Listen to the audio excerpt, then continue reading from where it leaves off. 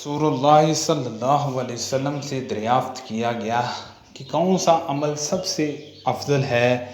آپ صلی اللہ علیہ وسلم نے فرمایا، اللہ اور اس کے رسول صلی اللہ علیہ وسلم پر ایمان لانا۔ کہا گیا، اس کے بعد کون سا؟ آپ صلی اللہ علیہ وسلم نے فرمایا کہ اللہ کی راہ میں جہاد کرنا۔ کہا گیا، پھر کیا ہے؟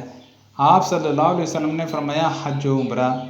رسول اللہ صلی اللہ علیہ وسلم نے چند لوگوں کو کچھ عطیہ دیا اور ساتھ وہاں موجود تھے۔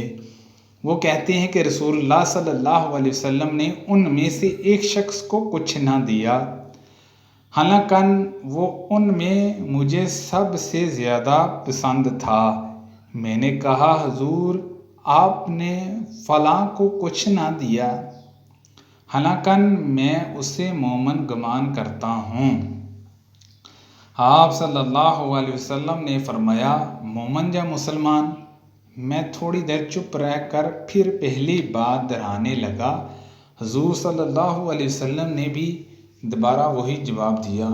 پھر آپ صلی اللہ علیہ وسلم نے فرمایا، اے سعد، باوجود یہ کہ ایک شخص مجھے زیادہ عزیز ہے، پھر بھی میں اسے نظر انداز کر کے کسی اور دوسرے کو اس خوف کی وجہ سے یہ مال دے دیتا ہوں کہ وہ اپنی کمزوری کی وجہ سے اسلام سے پھر جائے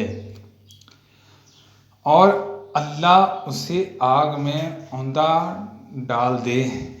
اس حدیث کو یونس، صالح، معمر اور زہری کے بھتیجے عبداللہ نے زہری سے روایت کیا ہے۔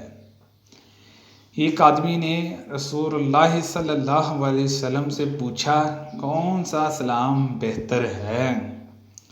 آپ صلی اللہ علیہ وسلم نے فرمایا کہ تم کھانا کھلایا اور ہر شخص کو سلام کرے، خواہ اس کو تو جانتا ہو یا نہ جانتا ہو۔ سبحان اللہ عز و جل۔ اللہ پاک ان تمام حدیثوں پر عمل کرنے کی توفیق عطا فرمائے۔ آمین بجاہ نبی الامین صلی اللہ علیہ وسلم۔